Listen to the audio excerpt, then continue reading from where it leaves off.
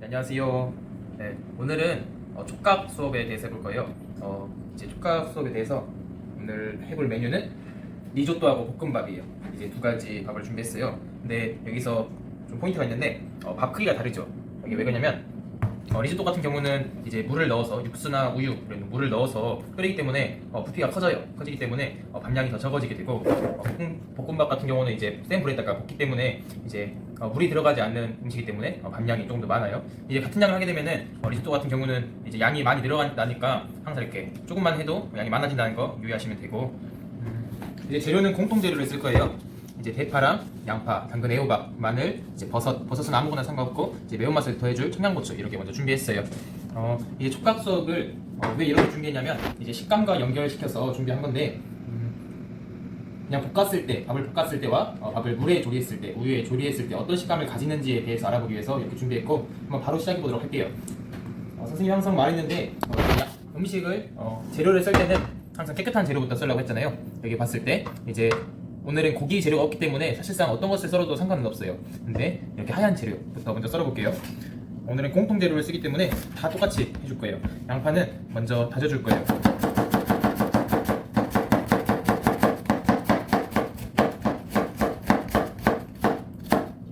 양파는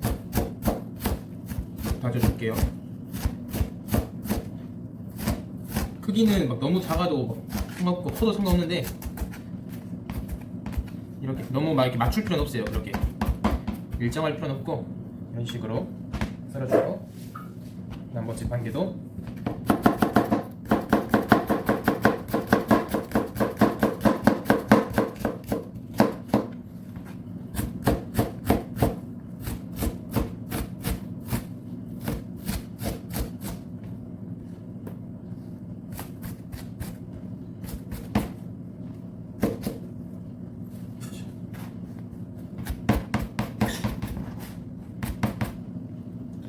이런 식으로 다져주시면 돼요.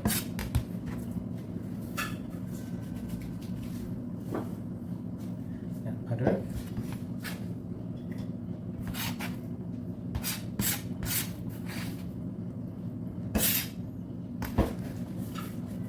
양파 먼저 다져줬고요.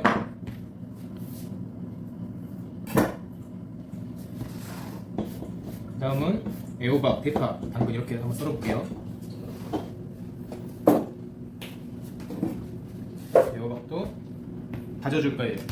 다이스 크기로, 이 크기로 이제 썰어줄 건데, 보통은 이 안 있는 부분을 안 먹기도 해요. 왜냐면 이제 수분이 많기 때문에 오이랑 이제 이런 애호박 같은 경우는 안 먹는 경우가 있고, 이 바깥쪽 껍질 있는 부분만 막 이렇게 먹는 경우가 있는데 오늘은 다 쓸 거예요. 썰 때는 이대로 쭉 썰어도 되는데, 이런 식으로 쭉 썰어도 되는데 위험하니까 이런 식으로 한 면을 자르고 이렇게 놔두고 이런 식으로 썰어도 돼요.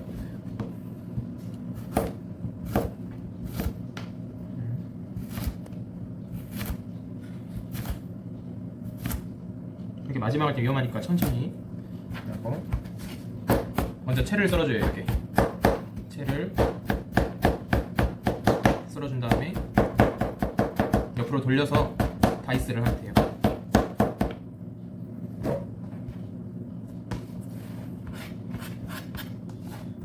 돌려서 이것도 크기가 너무 막 안 똑같아야 되고 비슷하게 썰어주시면 돼요. 이런 식으로 썰었어요.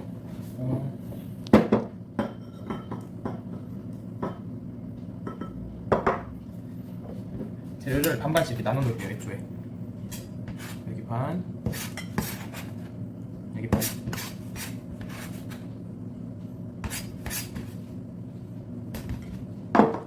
됐고, 이제는 대파 한번 썰어볼게요.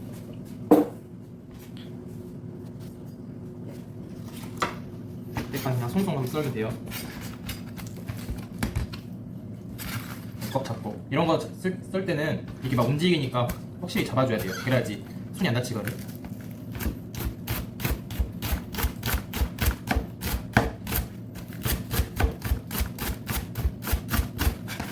눌러 써는 게 아니라 밀면서 이렇게 그래야지 눈이 안 매워요.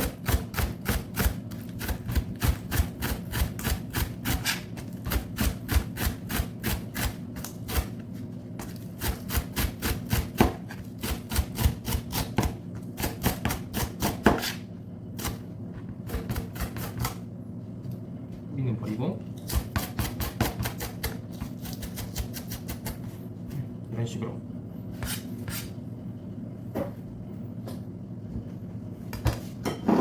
이것도 반씩 나눠 놓을게요. 여기 반, 여기 반.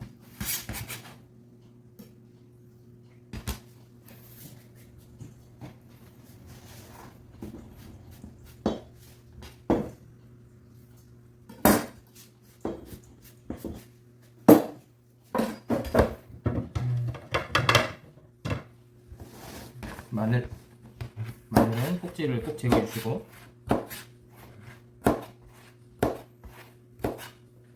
이건 편 썰어 줄게요.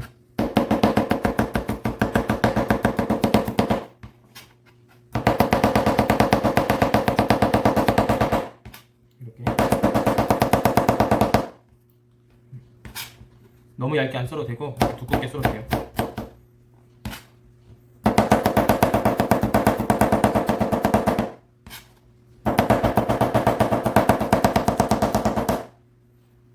썬 다음에 이것도 반반 넣어 놓을게요.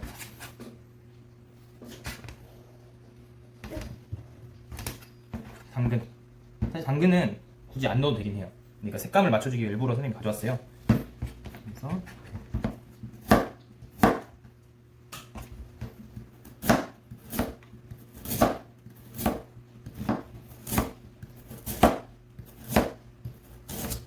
파프리카 같은 걸 넣으면 좋은데 요즘에 파프리카 값이 2개에 5,000원이에요. 5,000원.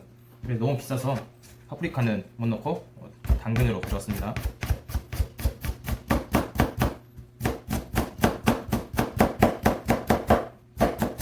또 똑같이 먼저 채를 썰어주고 이제 돌려서 다이스를 해줄 거예요.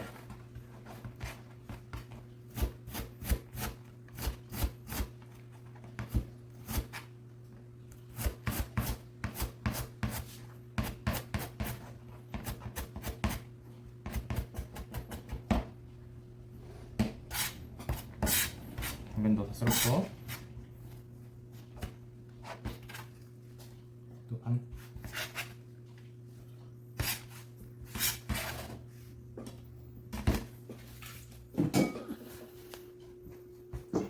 오늘은 썰기만 하면 금방 끝나요. 볶고 이제 끓이면 되는 거니까. 먼저 원래 모든 요리는 밑작업이 가장 오래 걸려요. 이제 준비를 제대로 해야지 음식이 빨리 되니까.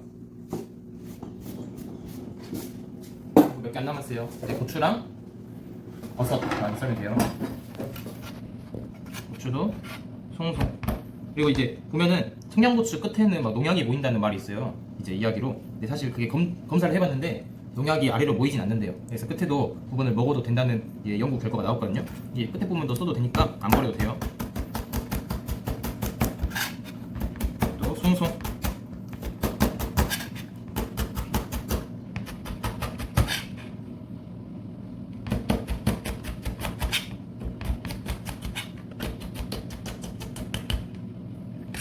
청양고추는 나중에 넣어줄 거니까 이것만 따로 빼놓을게요.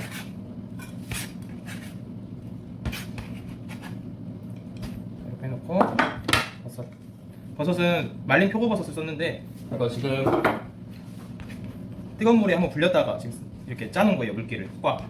이것도 잘게 이런 식으로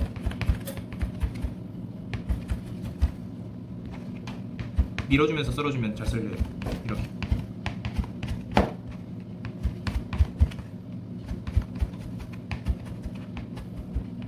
이게 이 표고버섯 말린 거를 쓰면은 약간 고기 같은 맛이 나요. 질감도 그러고 향도 그러고.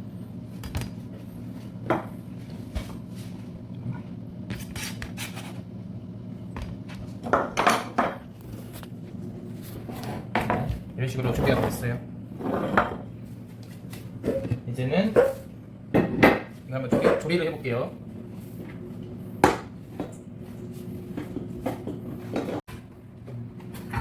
가스레인지를 좀 불을 켜고 볶음밥부터 먼저 해볼게요. 볶음밥을 먼저 해볼게요. 기름을 두르고 볶음밥은 생각보다 기름이 많이 들어가요. 왜냐면 볶음밥은 이제 밥알과 밥알이 좀 떨어져야 하기 때문에 기름이 꽤 많이 들어가요. 그 사이사이에 기름이 침투해야 되거든요.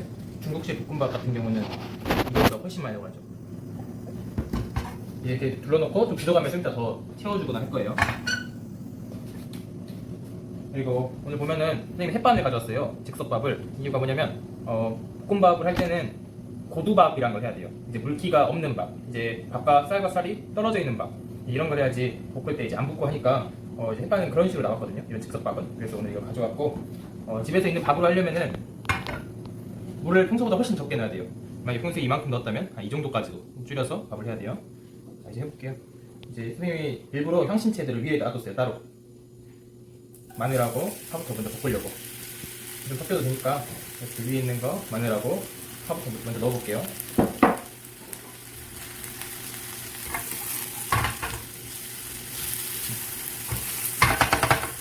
기름에 한번 이렇게 볶아서 향을 내주세요.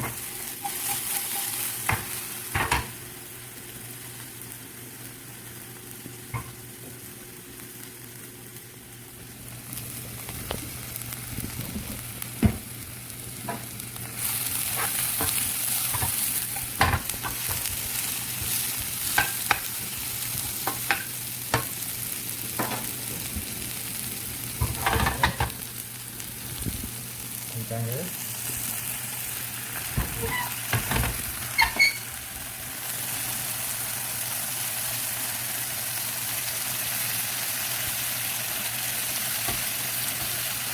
저번 시간에도 알려줬는데 이제 간장을 가장자리에 이렇게 부어서 손맛이 아니라 이제 불맛을 좀 내는 거예요.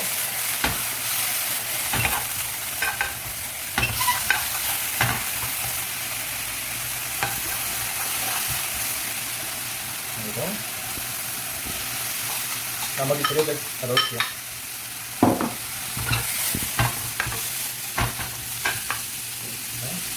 버섯.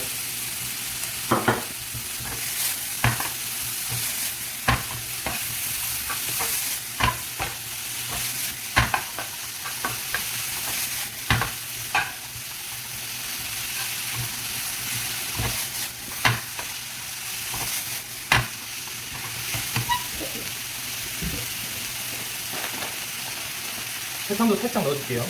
이 설탕을 넣으면은 감칠맛이 좀 올라와요. 이 간장만 넣었으니까 설탕도 살짝 넣어야지 감칠맛이 좀 올라와요.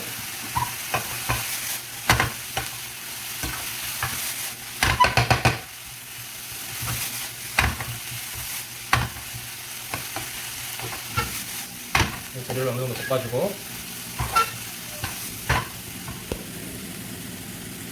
밥을 넣어줄게요.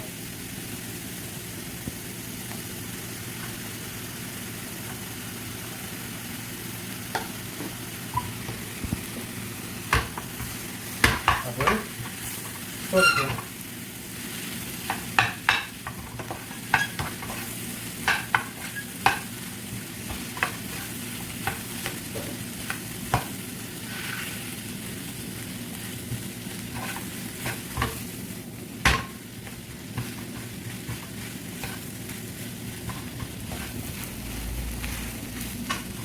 볶음밥 할 때는 약간 깊은 팬, 공중팬으로 하는 게 좋아요. 지금 선생님이 다 피고 있는데 이해해 주세요.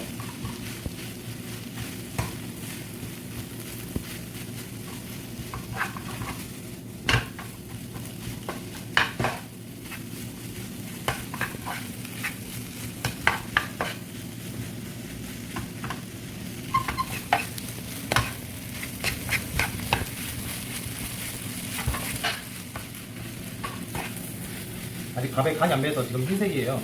이렇게 볶으면서 밥에도 간이 배게 하면서 색깔이 변하거든요.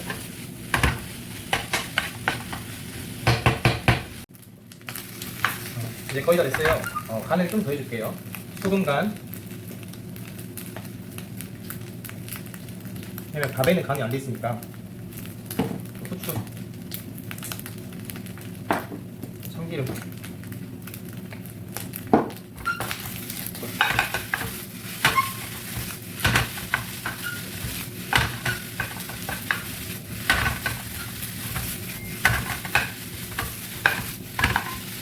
마무리 짓고 일단은 볶음밥을 완성시키고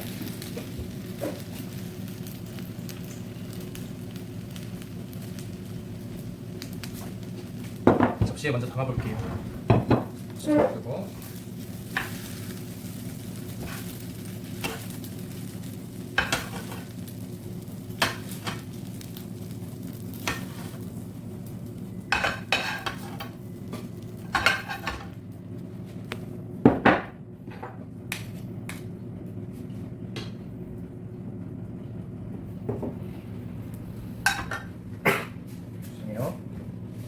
이렇게 해서 눌러준 다음에 이렇게 되고, 이렇게. 이제 계란 프라이만 하나 했어요. 올리면 이제 볶음밥이고, 이제 바로 다음 요리 리조또 한번 해볼게요. 예, 바로 리조또 한번 해볼게요. 원래 리조또는 이렇게 밥으로 하는 게 아니라 불린 쌀을 이용해서 해요. 쌀을 먼저 불려서 그거를 이제 육수나 우유 같은 걸 넣고 계속 뭉근하게 끓이는 거예요. 약한 불에서 저어가면서. 그래야지 이제 그 특유의 식감을 낼 수 있거든요, 리조또에. 오늘은 그렇게 하면 생각보다 엄청 오래 걸려요. 그래서 이렇게 밥으로 오늘은 바로 해볼 거예요. 리조또도 볶음밥이랑 비슷해요. 처음에는 야채를 먼저 볶아줄 거예요. 왜냐면 야채에서 나오는 육수 이것도 이용해서 하는 거거든요. 그래서 먼저 기름을 살짝 둘게요.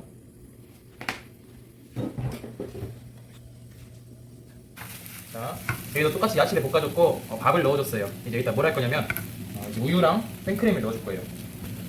부족한 거는 이제 물 같은 걸 채워 넣을 거고, 그리고 아까 볶음밥에는 간장을 이렇게 볶아줬는데 여기는 아직 간장을 안 넣었어요. 간장을 나중에 넣고 간을 맞춰줄 거예요. 이제 우유,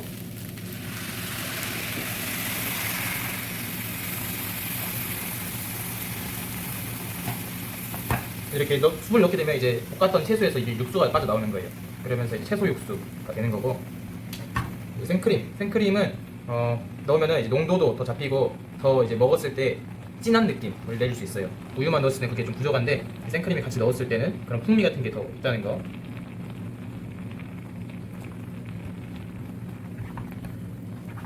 이게 우유랑 생크림이 넣는 비율이 있어요. 비율이 사람마다 다 달라요. 이제 1대1 넣는 사람들도 있고, 아니면 생크림을 더 많이 넣는 사람들도 있고, 우유를 더 많이 넣는 사람들도 있고. 이거는 좀 기호에 따라 다른 것 같아요. 정해진 게 정말 전혀 없고, 이거는 자기가 원하는 방식대로 넣으면 될 것 같아요. 너무 느끼한 게 싫다고 하면은 생크림을 조금 줄이고, 자기가 느끼한 걸 좋아한다고 하면은 생크림 양을 늘리고, 이렇게 하면 돼요.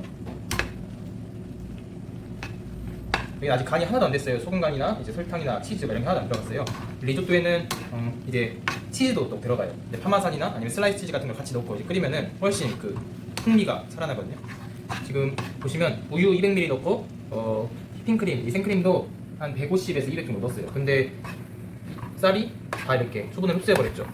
지금 그 많던 수분이 다 쌀에 들어갔어요. 흡수를 해서 이렇게 물이 거의 없어졌어요. 이렇게 되면은 물을 조금씩 태워줘야 돼요. 생크림이나 아니면 육수가 없으면 그냥 물을 넣어도 돼요. 왜냐면 이제 여기 채소에서 나온 육수가 있기 때문에.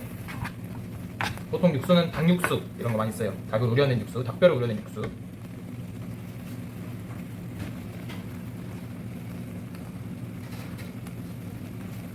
이렇게 뭉근하게 끓이면서 쌀이 이제 퍼질 때까지 기다려야 돼요. 어느 정도. 네, 저어주면서 사실상 보면은 우리나라의 죽과 거의 비슷한 경우죠. 죽이 좀 더 느끼하고 고급스러워진 느낌이랄까? 지금 보면은 색깔이 초록색, 주황색, 흰색 다 있죠. 이제 아까 당근을 넣은 이유도 이렇게 색깔을 맞추기 위해서 이렇게 넣었어요. 이제 버섯 갈색도 보이고.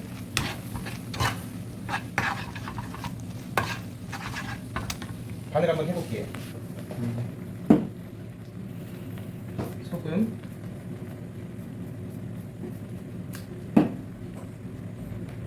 간장은 뭐 너무 많이 넣으면 색깔이 많이 나니까 좀만 넣어주세요.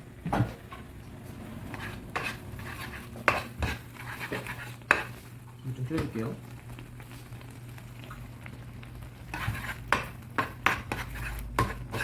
선생님은 너무 흰 거를 싫어해서 이렇게 간장을 넣었어요.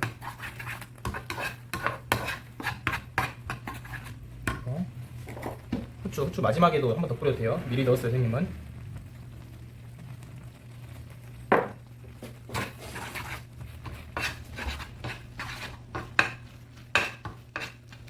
그리고 여기서 좀 갈리는 부분이 있어요. 이제 약간 리조또 먹을 때 단맛을 선호하는 사람들이 있고, 약간 짭조름 맛을 선호하는 사람이 있어요. 이것도 좀 기호에 따라 다른데, 이제 조금은 단 거를 좋아한다 싶으면은 이제 설탕을 넣어주고, 별로 안 좋아한다면 조금만 넣거나 아니면 아예 안 넣어도 돼요. 일단은 넣어보고 맛을 봐보고 이제 간을 맞추는 게 좋아요, 가장. 매번 막 같은 맛을 낼 수가 없어요. 이제 레시피가 정형화되지 않아 있으면. 그렇기 때문에 이제 집에서 막 했을 때는 한 번씩 먹어보면서, 왜냐면 항상 자기가 같은 양을 넣는다 해도 다르기 때문에 이제 먹어보고 좀 부족한 게 있으면 거기에서 맞춰서 넣어보는 그런 연습을 한번 해보는 게 좋아요. 그리고 치즈, 오늘은 파마산 치즈 이렇게 돼 있는 거 넣을 거예요.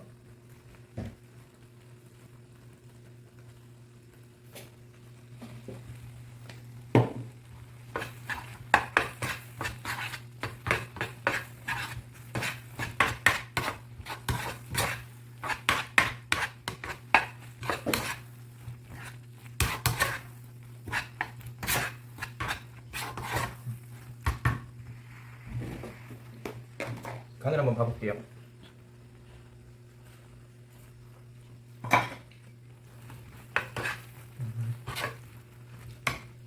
살짝 싱거워요. 지금 싱거워서 소금 간으로 마무리 지을게요. 소금하고 치즈를 좀 더 넣을게요.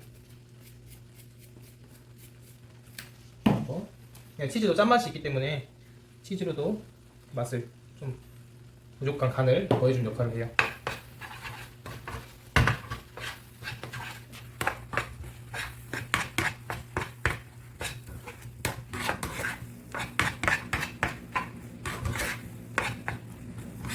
한번 섞어주고 끝내도록 할게요.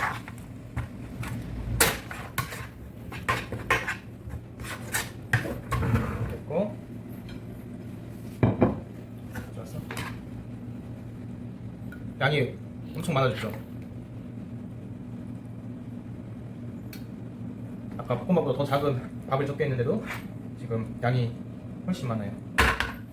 그래서 이렇게 바닥을 조여줘요. 이제 놔둬주고, 고추를 아까 불에 끈 다음에 바로 생각났어요. 넣었어야 했는데 위에다 그냥 뿌려줄게요.